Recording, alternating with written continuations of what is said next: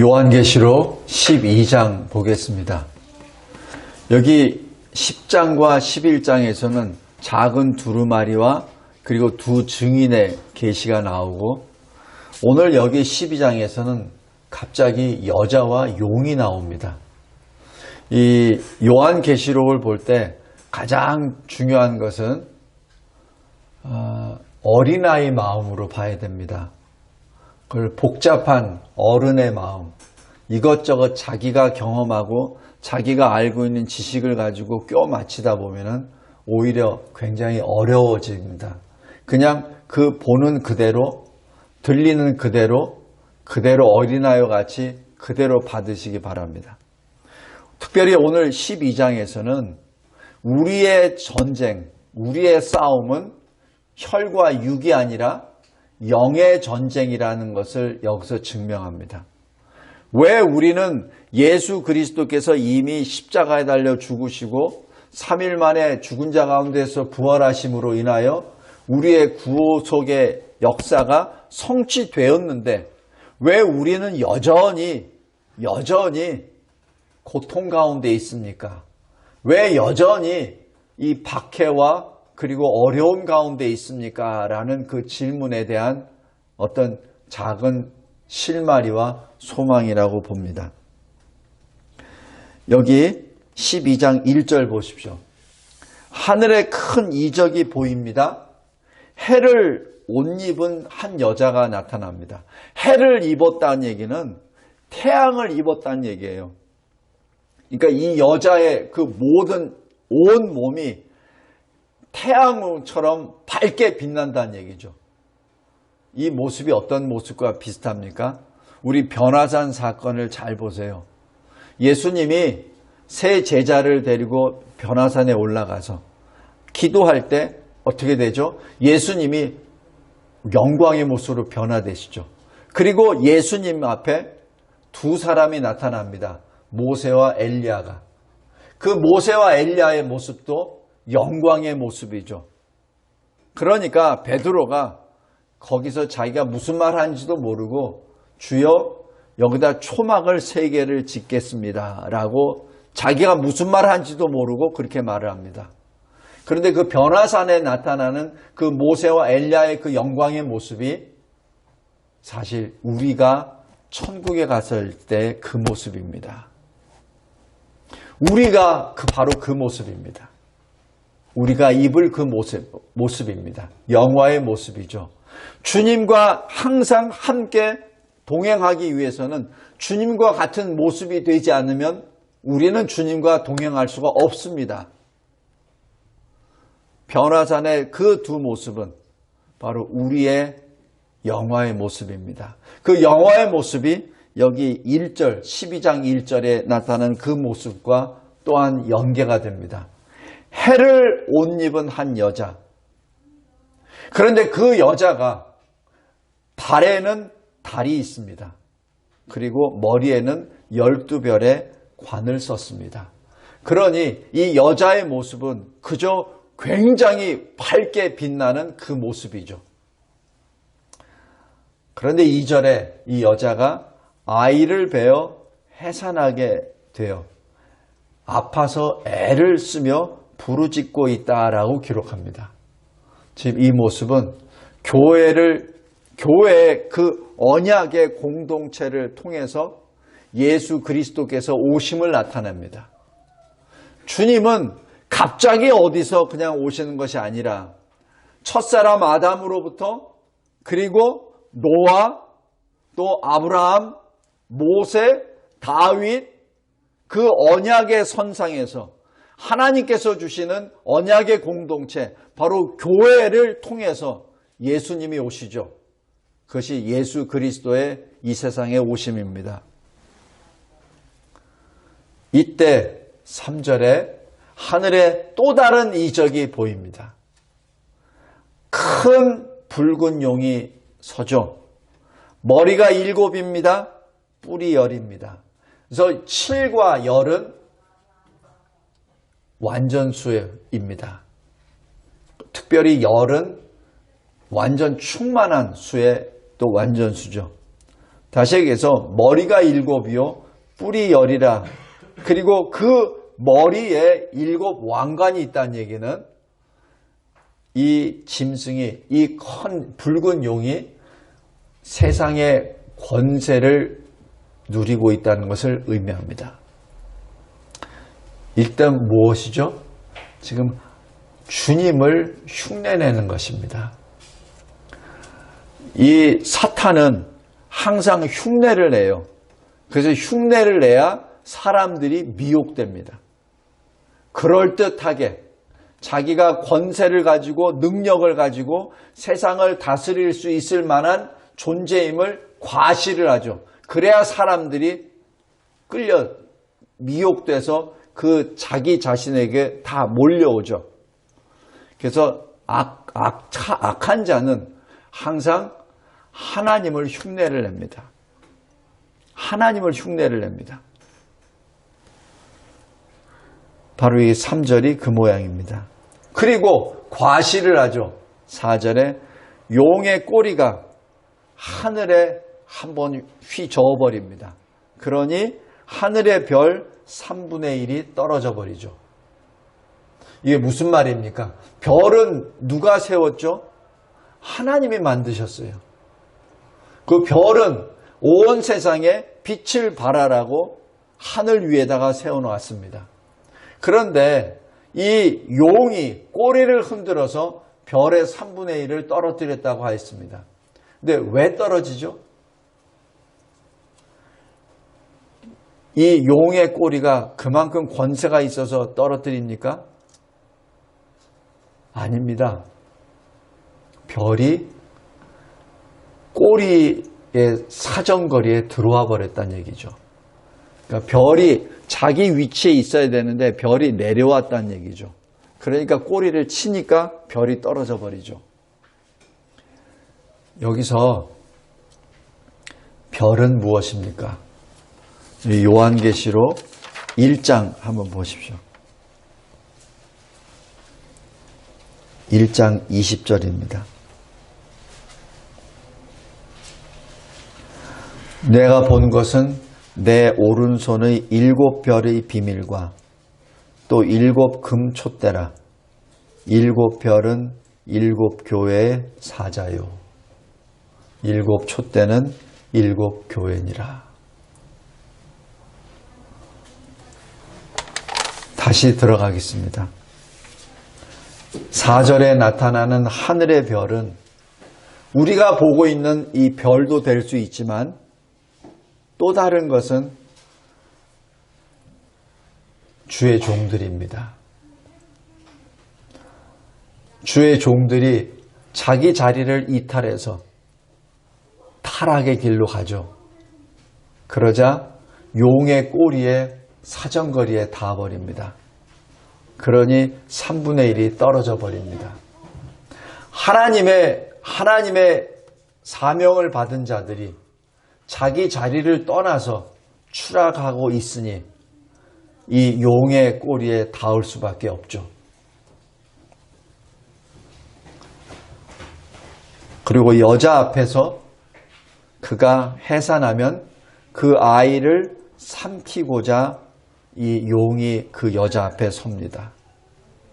다시 얘기해서 이 용은 이 여자가 낳는 그 아이를 아예 낳자마자 먹어버리기 위하여, 죽여버리기 위하여 그 앞에 섰다는 얘기죠.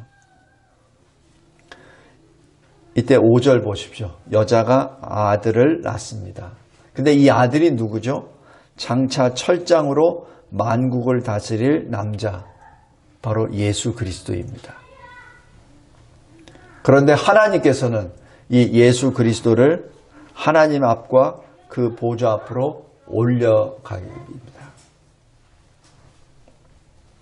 물론 예수 그리스도의 3년 공생에는 여기서 생략이 되지만 궁극적으로 하나님이 주 그리스도를 승천해서 하나님 보좌 우편에 앉히시죠.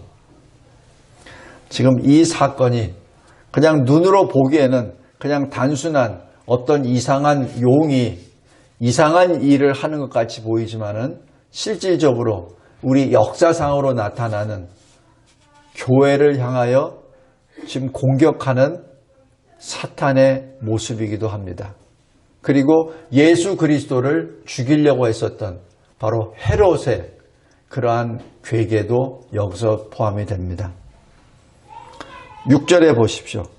그 여자가 광야로 도망합니다.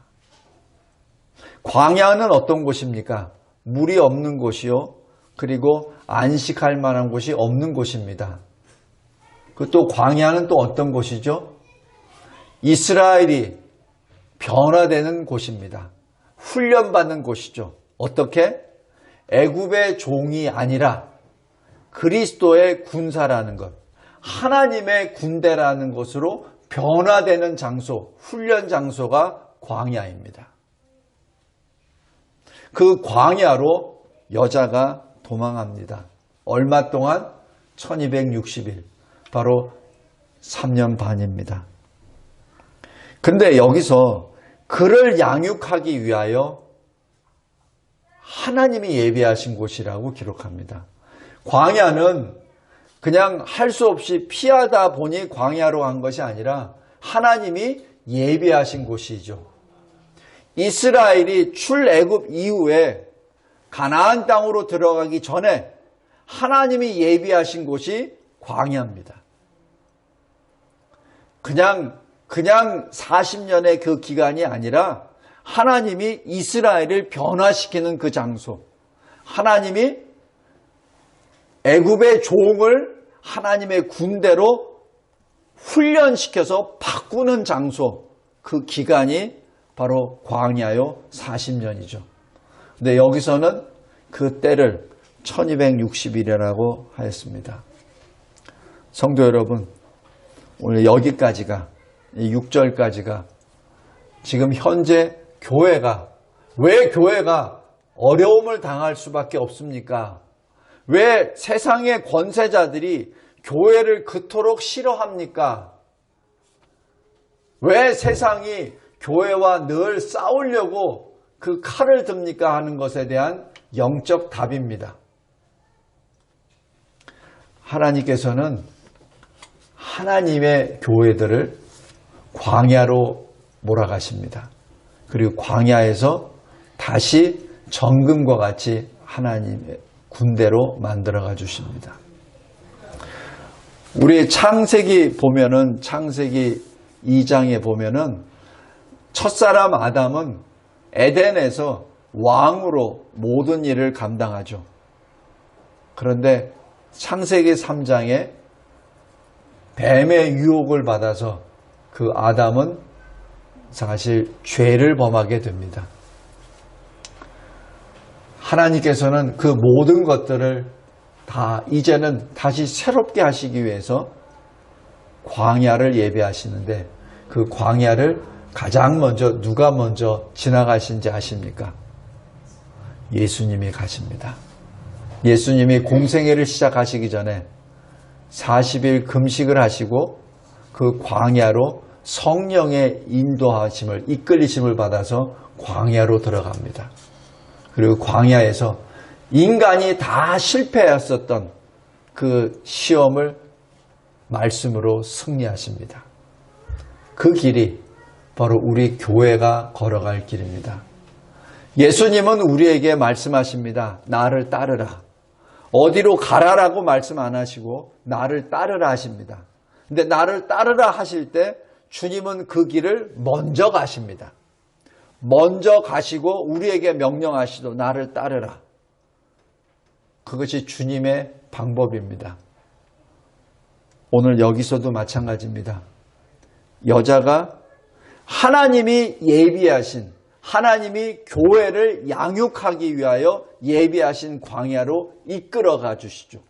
그 광야를 주님이 먼저 걸어가시고 그리고 주님이 본을 보여주십니다. 말씀으로 승리하시는 것을 보여주시고 나를 따르라 말씀하시죠. 다음에 7절부터 이 12절까지는 이 용이 뭡니까? 라는 그 질문입니다. 용이 도대체 어디서 나왔습니까? 용의 정체성은 무엇입니까? 라는 질문에 대한 답입니다. 7절에 하늘에 전쟁이 있었습니다. 미가엘 천사와 그 사자들과 그 다음에 용들과 함께 싸웁니다. 어떤 배경인지는 우리는 알 수 없습니다. 그러나 분명히 하늘에서 전쟁이 일어났었습니다. 그런데 8절에 용이 집니다. 그리고 더 이상 하늘에서 있을 자리가 없기에 쫓겨납니다. 그래서 그 용의 이름이 옛뱀, 바로 아담, 첫사람 아담을 범죄시켰었던, 유혹했던 그 옛뱀이라고도 하고 마귀라고도 하고 사탄이라고도 합니다. 그리고 그 사탄은 천하를 꿰는 자, 거짓말하는 자입니다. 사람에게 거짓말을 해서 실족케 하는 자, 죄를 짓게 하는 자가 바로 사탄입니다. 그런데 사탄이 자기만 있는 것이 아니라 9절 마지막에 보면은 그의 사자들이라고 합니다. 바로 사탄의 무리들이 많다는 얘기죠. 그들이 모두 다 하늘에서 내쫓김을 받습니다. 그때 여기 10절과 또 11절, 12절에 이 사탄의 상태를 나타냅니다. 지금 이 옛뱀, 마귀, 이 사탄이 마치 하나님을 흉내내는 것처럼 왕관도 쓰고 그리고 이 머리도 7을 가지고 이렇게 자랑하지만은 하나님의 권능으로, 하나님의 구원으로, 하나님의 권세로 모든 것이 다 수포로 돌아가고 쫓겨납니다. 그것이 10절입니다. 하나님 앞에서 밤낮 참소하고 밤낮 거짓말로 모략하고 밤낮 거짓말로 하나님의 사람들을 음해했던 바로 그 자가 쫓겨납니다. 11절. 그런데 우리 형제들이, 여기서 우리 형제들은 순교자들을 말합니다. 우리 형제들은 어린 양의 피, 예수 그리스도의 십자가 보혈과 그리고 예수 그리스도를 증언하는 그 말씀으로 인하여 그 사탄을 이깁니다. 근데 이기는데 어떻게 이기냐면은 생명으로 이깁니다. 생명을 아끼지 아니하고 죽기까지 싸워서 이깁니다. 성도 여러분, 우리가 죽음은 모든 사람이 걸어가야 될 한 관문입니다. 그래서 이 죽기까지 싸운다는 그 자체가 패배를 말하는 것이 아니라 바로 승리를 말합니다.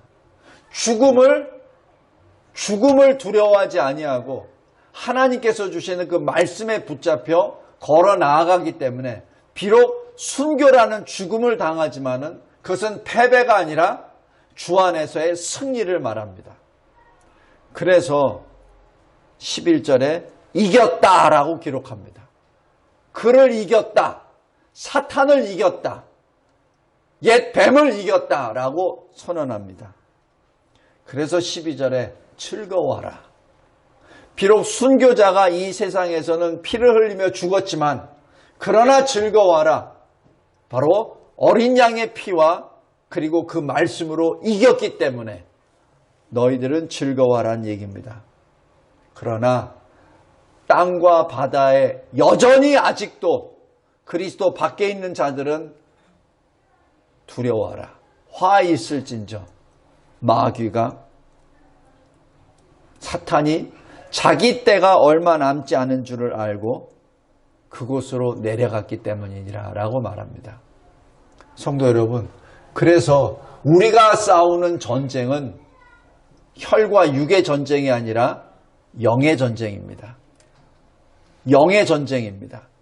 지금 현재 우리가 직면하고 있는 여러 가지 이 나라, 이 세상에 있는 전쟁과 여러 가지 유혹과 그런 것이 그냥 우리의 이 손과 발로 사는 것이 아니라 영의 전쟁이 있는 것을 여기서 나타납니다.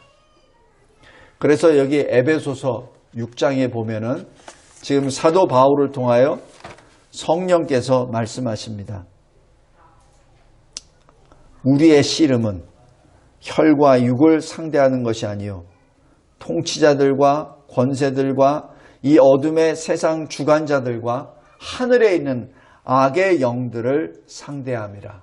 그러므로 어떻게 하라고 했죠? 하나님의 전신갑주를 입으라고 했죠. 우리가 생각하는 갑옷이 아니라 하나님의 전신갑주를 입으라는 얘기입니다. 그래서 우리의 공격 무기는 뭐죠? 성령의 것 말씀이죠. 우리의 방패는 뭐죠? 바로 믿음입니다. 바로 그것을 입으라는 말씀입니다. 7절에서 12절이 바로 우리의 원수, 우리의 대적, 사탄이, 마귀가, 옛 뱀이, 용이 어떤 존재라는 것을 의미합니다. 왜 우리가 악한 자와 싸워야 합니까? 왜 우리가 용과 싸워야 됩니까? 하는 그 이유가 여기 기록되어 있습니다.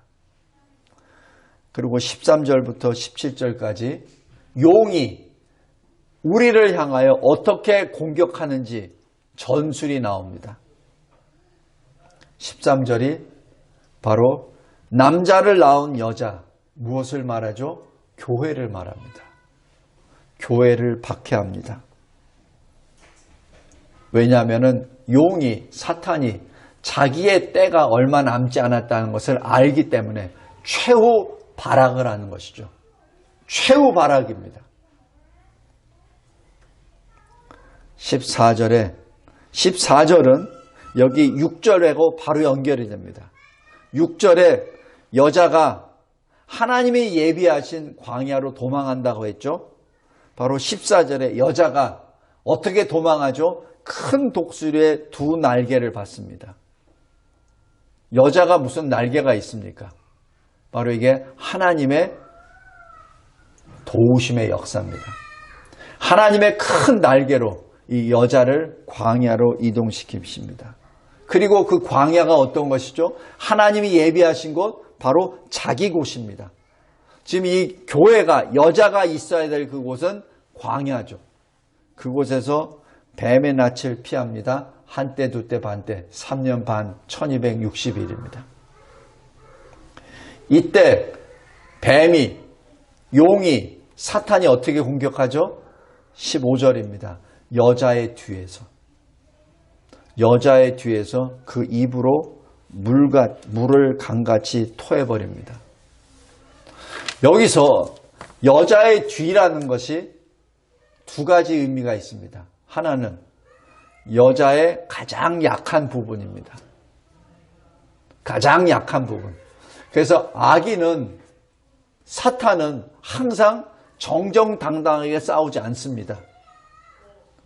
항상 상대의, 우리의 가장 약한 점을 공격합니다. 우리가 돈에 약합니까? 그럼 돈으로 공격합니다. 우리가 정욕에 약합니까? 정욕으로 공격합니다. 우리가 명예욕에 약합니까? 명예욕을 공격합니다. 항상 사탄은 나의 약한 점을 공격합니다. 나의 뒤를 공격하죠. 근데 어떻게 공격하죠? 거짓말로. 입으로 거짓말을 토해내죠. 그래서 교리적으로 하면은 이단 사설이죠. 그래서 갈라디아서에도 보면은 어찌하여 다른 복음을 받았느냐, 다른 그리스도를 받았느냐라고 책망하는 글들이 나옵니다. 그것이 교회를 무너뜨릴 때 거짓말로, 거짓 교리로 흔들어 버리죠. 그럴듯하게 포장을 해서.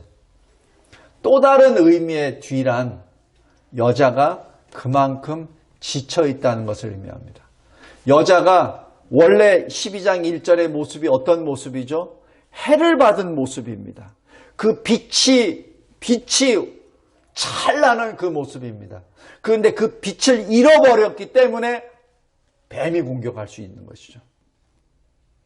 교회가 수치를 당하는 이유는 교회가 교회의 권세를 누리지 못하고 교회가 하나님이 주신 그 빛을 발하지 못할 때 수치를 당합니다.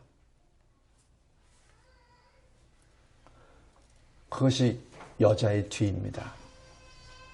교회가 교회의 빛을 발하지 못할 때, 교회의 연약한 점들이 나타났을 때 그때 사탄이 그곳을 공격합니다.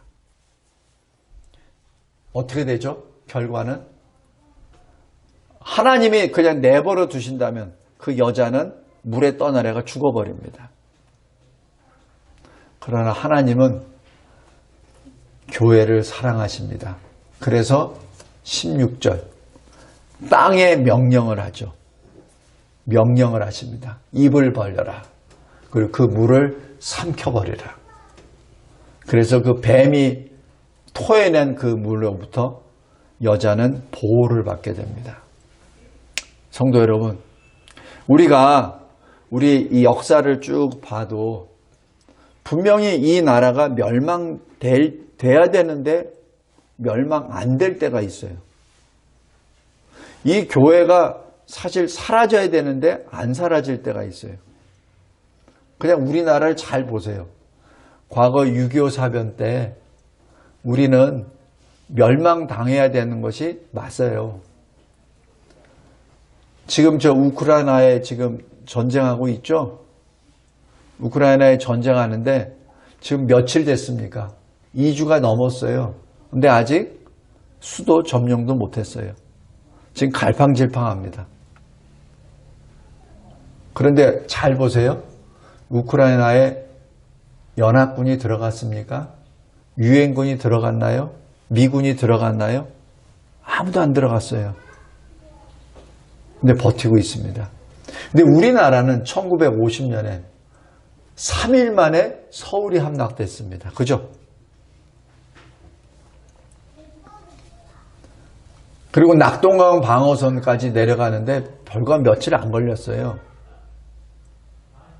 우리나라 멸망해도 진짜 한참 멸망했어야 되는 나라입니다. 근데 잘 보세요. 지금 저기 EU나 유엔이나 많이 얘기하죠? 유엔이 움직이나요? 안 움직입니다. 미국이 움직이나요? 안 움직입니다. 어떻게 움직이죠? 경제 제재로만 움직이죠? 돈으로만 이렇게 하죠? 그게 전쟁에 영향을 주나요? 안 줍니다.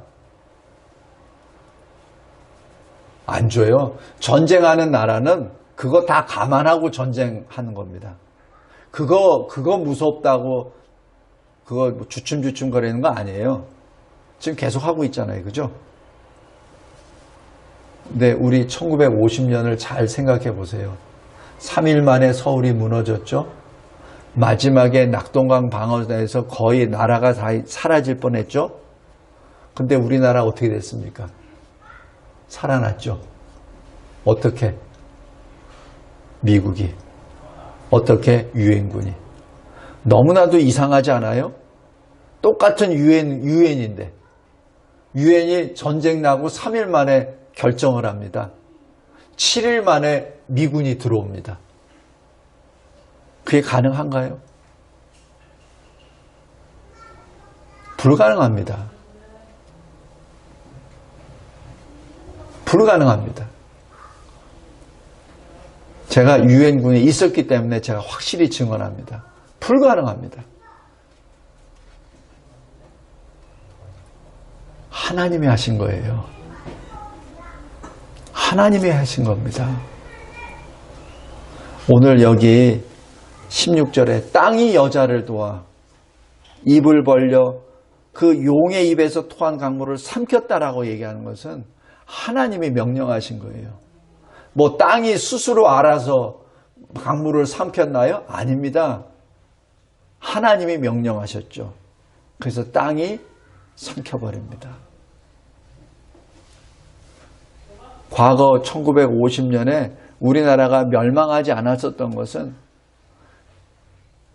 미군이 유엔군이 들어와서 한 것이 맞습니다. 근데 그걸 누가 했죠? 하나님이 명령하셨죠. 물론 거기에는 여러 사람들이 거기에 다 하나님의 도구로 쓰임을 받죠. 성도 여러분, 우리가 이 인류 역사를 보면은 어떤 경우에는 분명히 망해야 되는데 망하지 않는 나라가 있습니다. 그리고 분명히 이 교회가 네로가 그렇게 많이 박해를 하고 핍박을 했으면 교회가 사라져야 되는데 교회가 안 사라져요. 오히려 그거를 인하여 교회가 더 커져버리고 확산이 되어버립니다. 그 역사가 바로 하나님의 역사입니다. 이때 용이 어떡하죠? 그걸로 내가 하나님이 개입하셨으니까 나 이젠 더 이상 할 수 없네 라고 손 털고 뒤로 늘어갑니까? 절대 아닙니다. 용은 끝까지 자기가 살아있는 그 순간까지 계속해서 교회를 공격합니다. 17절 보십시오. 용이 여자에게 분노합니다. 그리고 돌아가서 여자의 남은 자손을 공격합니다. 이 여자의 남은 자손이 바로 교회의 정의입니다. 남은 자손이 누구죠? 첫 번째, 하나님의 계명을 지키는 자. 둘째, 예수의 증거를 가진 자들입니다. 이 교회입니다. 만약에 교회인데 예수의 증거를 하지 않는다면 그건 교회 아니에요. 그건 그냥 사회 클럽입니다. 교회라고 하는데 하나님의 계명을 안 지켜 가르치지도 않아. 그럼 그것은 교회가 아닙니다. 성도 여러분, 여기 요한계시록에 보면은 이 계시를 이렇게 하면서 우리가 이해할 수 없는 어떤 그런 이 환상적인 어떤 그림, 어떤 그 영상을 보여주는 것 하면서 거기에 꼭 말씀을 주세요. 그죠? 여자가 무엇이지? 남은 자손이 무엇이지? 꼭꼭 옆에다 딱 주석을 달아주십니다. 주석을 꼭꼭 달아주세요. 왜? 그렇게 하라고. 그렇게 하라고. 근데 우리가 보통 이 요한계시록 읽을 때 어디에다 초점을 두냐면은 우리가 이해할 수 없는 어떤 영상이나 어떤 그림에다 넋이 빠져버려요. 근데 그것은 서론이고 실질적으로 우리에게 주시는 결론은 뭐냐면 이거예요. 너희가 그 여자의 남은 자손인데 너희는 반드시 마지막 때에 승리의 길은 하나님의 계명을 지켜야 되고 예수의 증거를 가져야 돼. 이겁니다, 지금. 근데 우리가 요한계시록을 볼 때 자꾸 이상한 그림, 이 세상에서 볼 수 없는 어떤 영상, 거기에 자꾸 초점이 맞춰서 거기다 이 중심을 잃어버려요.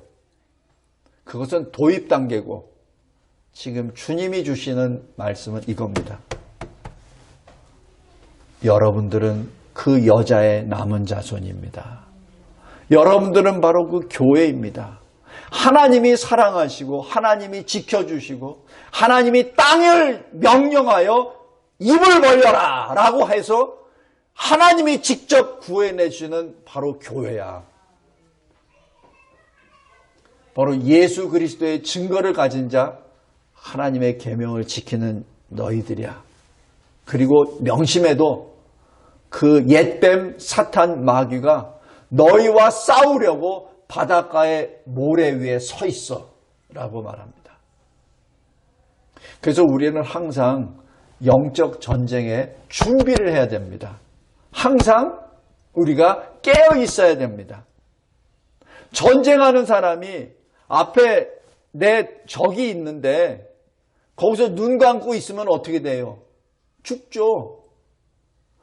적이 있는데, 적진이 있는데 그 앞에서 자고 있으면 어떻게 돼요? 죽죠. 그래서 하나님이 계속해서 하시는 거예요. 지금 너의 원수가 지금 너를 죽이기 위해서 서 있어. 서 있다고. 근데 어떻게 서 있냐면 분노하고 서 있어.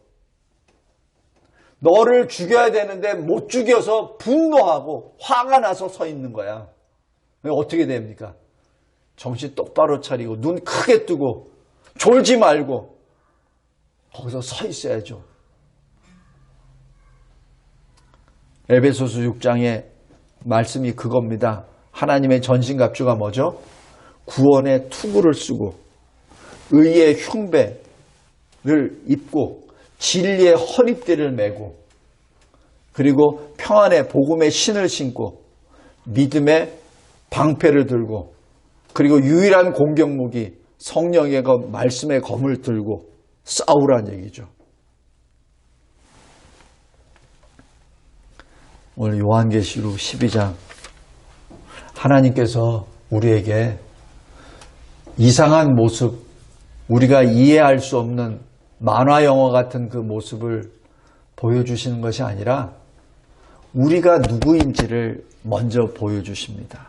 우리는 해를 입은 영광의 교회입니다.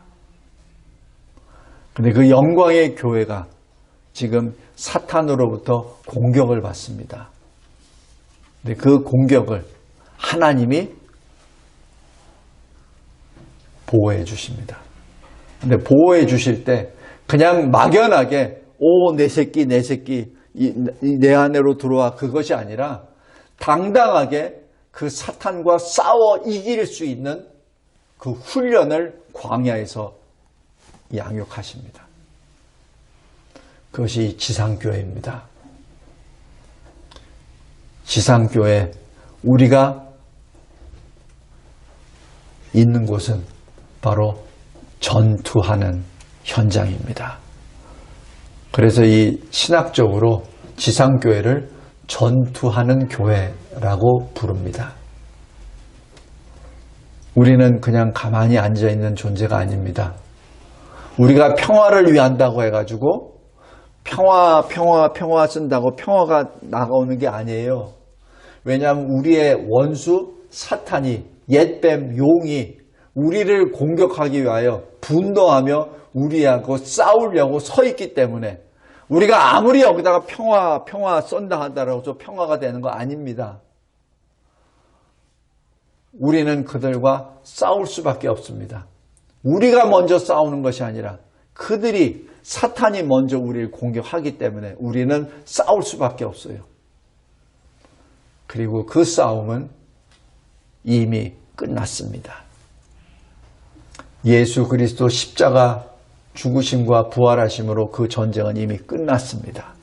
그래서 주님이 말씀하시잖아요. 요한복음 19장에 테텔레스타이, 내가 다 이루었다. 내가 너희의 죄값을 다 지불했다. 이미 다 끝난 겁니다.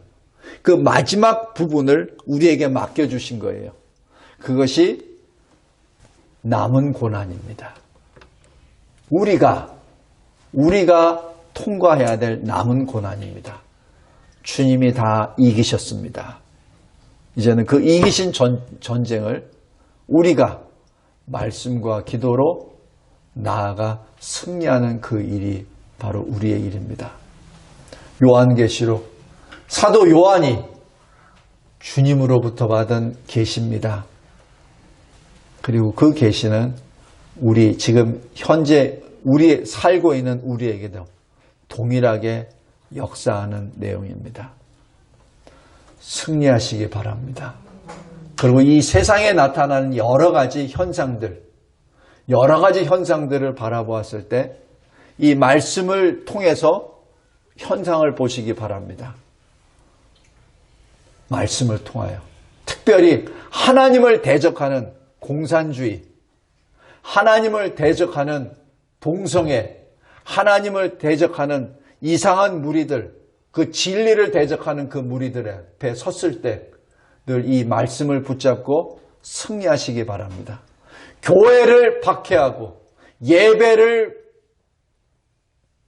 드리지 말라고 하고 교회를 폐쇄하는 그 자체가 코로나19에 대한 정책이 아니라 바로 사탄의 괴계임을 늘 보며 승리하는 저와 여러분이 되기를 바랍니다. 기도하겠습니다. 하나님 아버지, 감사하고 감사합니다. 하나님께서 저희들에게 주시는 이 위대하신 이 계시가 늘 우리에게는 힘이요, 우리에게는 소망이요, 능력임을 고백합니다. 이미 이기신 이 전쟁에 하나님의 전신갑주를 입고 승리하는 우리, 그래야 하나님의 영광의 찬송이 되는, 하나님의 영광을 찬송하는 교회와 우리 성도들 되게 하옵소서. 예수 그리스도의 이름으로 기도드리옵나이다. 아멘.